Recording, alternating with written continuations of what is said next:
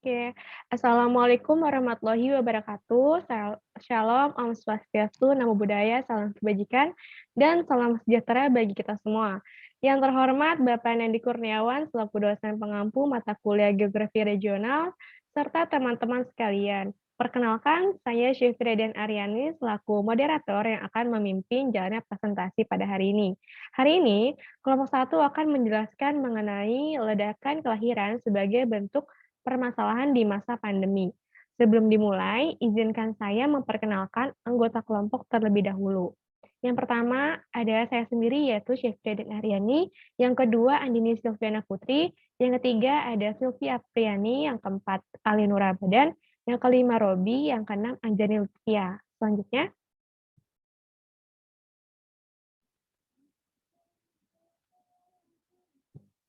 yaitu materi yang pertama mengenai apakah itu baby boom yang akan dibawakan oleh Robi. Kepadanya saya persilakan.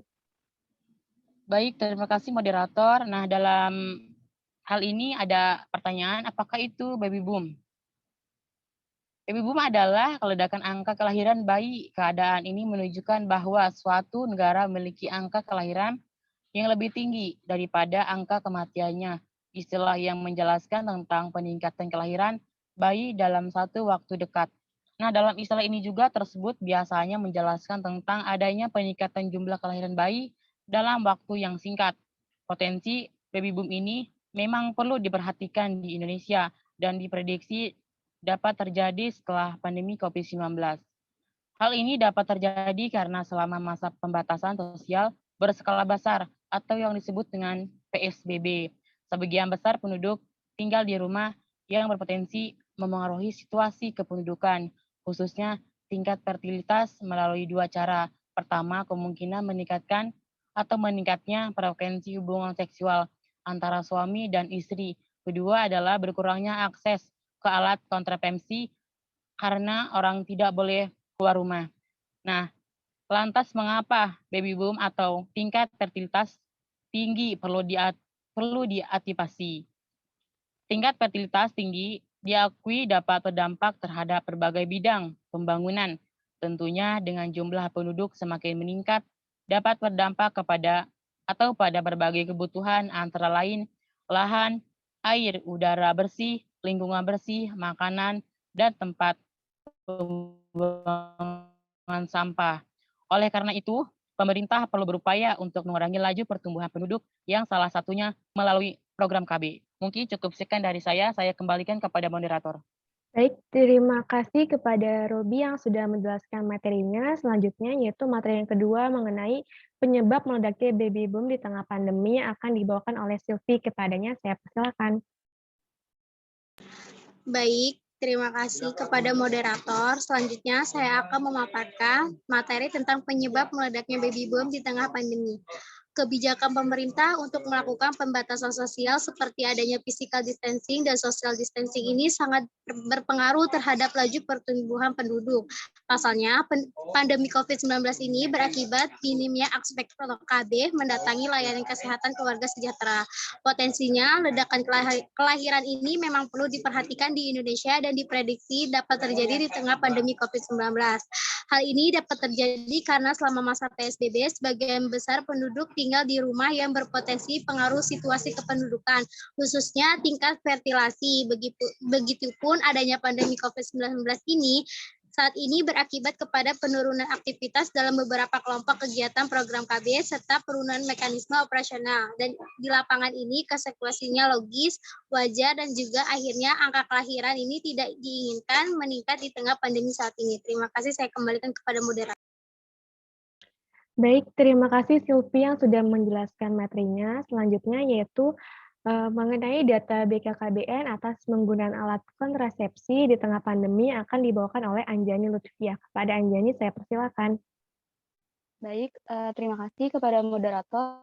Selanjutnya saya akan memberikan mengenai data BKKBN atas penggunaan alat kontrasepsi di tengah pandemi. Masa pandemi corona COVID-19 yang diimbangi dengan dihadirkannya kebijakan dari pemerintah untuk melakukan pembatasan sosial seperti adanya physical distancing dan social distancing, ini rupanya sangat berpengaruh terhadap laju pertumbuhan penduduk. Pasalnya, pandemi COVID-19 ini juga berakibat pada minimnya akseptor KB mendatangi layanan kesehatan keluarga sejahtera. Pandemi COVID-19 saat ini juga berakibat pada penurunan aktivitas dalam beberapa kelompok kegiatan, program KB, serta penurunan mekanisme operasional di lini lapangan konsekuensi logisnya. Lalu, merujuk dari data BKKBN, atas penggunaan alat kontrasepsi ini bisa kita lihat dari data di sini ya, bisa dilihat dari data ini penggunaan implan dari 81.062 turun menjadi 51.536. Lalu KB suntik dari 524.989 menjadi 341.109 dan KB metode pil dari 251.619 menjadi 146.767.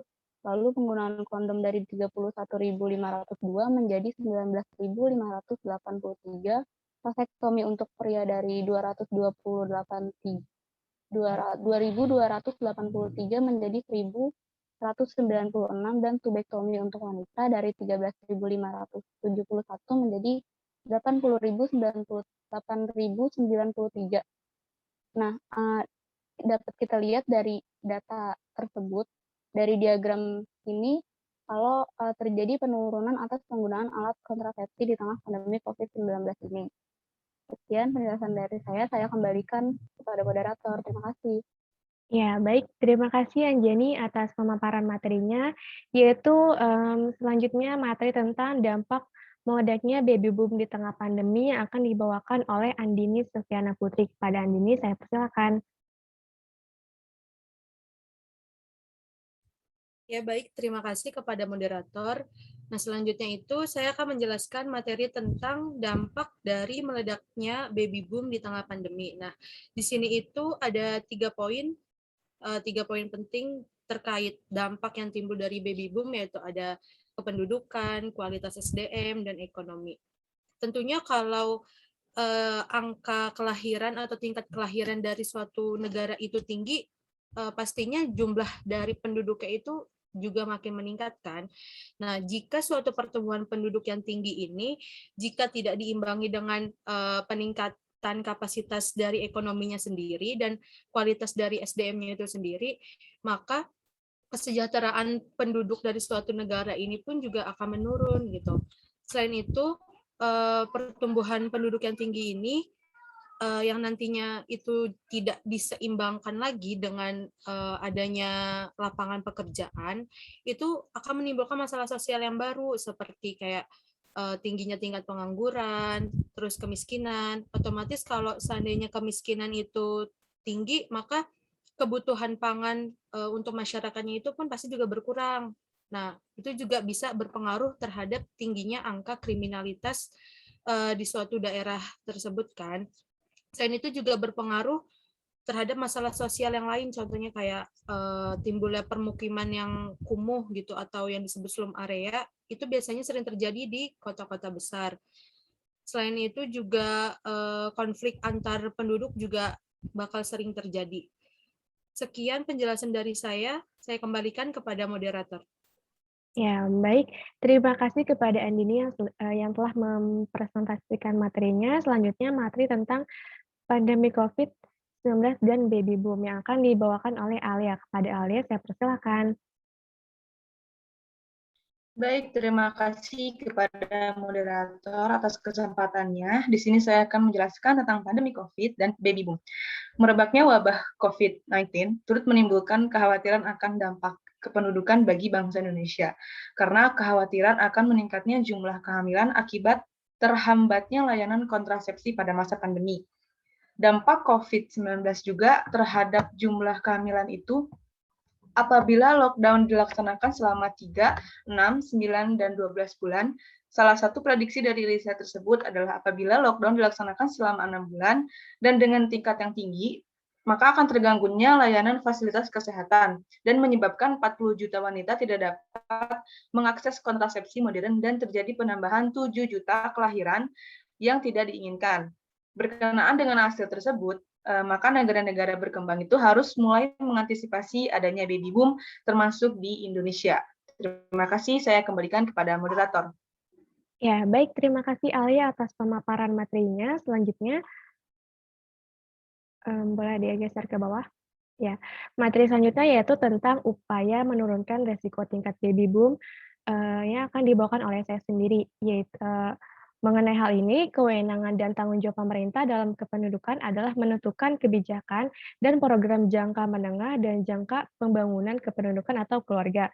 Melihat kejadian sosial serta data yang ada di lapangan dan yang telah disebutkan oleh Anjani tadi, bahwa ada indikasi lain yang menyebabkan kurang berjalannya program, dan indikasi tersebut adalah masih banyaknya masyarakat yang memakai alat kontrasepsi berjangka pendek. Hal tersebut dikarenakan masih banyak yang terkena pengaruh sosial dan sudah terpengaruh oleh isu negatif yang beredar di tengah masyarakat yang belum tentu kebenarannya.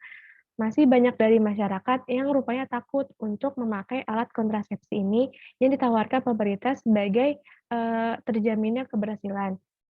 Dan terdapat 5 kebijakan BKKBN yang dapat dilakukan selama pandemi COVID-19, yaitu yang pertama, BKKBN pusat dan provinsi maupun DPP APP DKI Jakarta berkoordinasi dengan OPD bidang Dalduk dan KB atau kabupaten kota dalam melakukan pembinaan kesertaan ber-KB dan pencegahan putus pakai melalui berbagai media, terutama media daring. Lalu yang kedua, penyuluhan KB atau petugas lapangan KB bekerja sama dengan kader institusi masyarakat pedesaan melakukan analisis dari R-1-PUS untuk mengetahui jumlah dan persebaran PUS yang memerlukan pelayanan suntik KB, pil KB, IUD, dan implan. Lalu yang ketiga, PKB atau PLKB dapat mendistribusikan kontrasepsi ulangan, pil, dan kondom di bawah supervisi puskesmas atau dokter atau bidang setempat. Lalu yang keempat, PKB atau PLKB melakukan koordinasi dengan fasilitas kesehatan terdekat serta PMB dalam rangka persiapan dan pelaksanaan kegiatan pelayanan KB serta pembinaan kesertaan ber-KB termasuk KIE dan konseling menggunakan media daring dan media sosial atau kunjungan langsung dengan memperhatikan jarak ideal.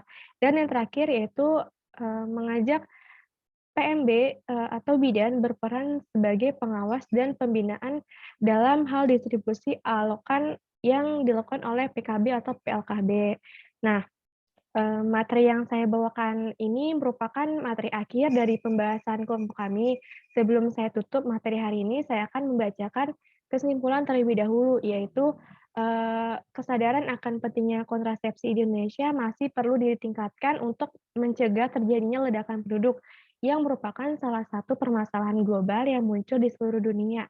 Selain itu, pemanasan global, krisis ekonomi, masalah pangan, serta menurunnya tingkat kesehatan penduduk, kekhawatiran akan terjadi ledakan penduduk pada tahun 2015 mendorong pemerintah Indonesia menyusun beberapa kebijakan penting karena penduduk yang besar tanpa disertai kualitas yang memadai akan menjadi beban pembangunan serta menyulitkan pemerintah dalam meningkatkan pertumbuhan ekonomi dan pembangunan nasional.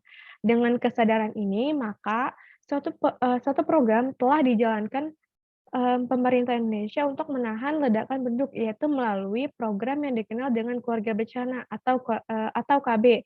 Program ini cukup efektif dalam menurunkan laju pertumbuhan penduduk. Nah, sekian pembahasan dari kelompok kami, kurang lebihnya mohon maaf. Wassalamualaikum warahmatullahi wabarakatuh.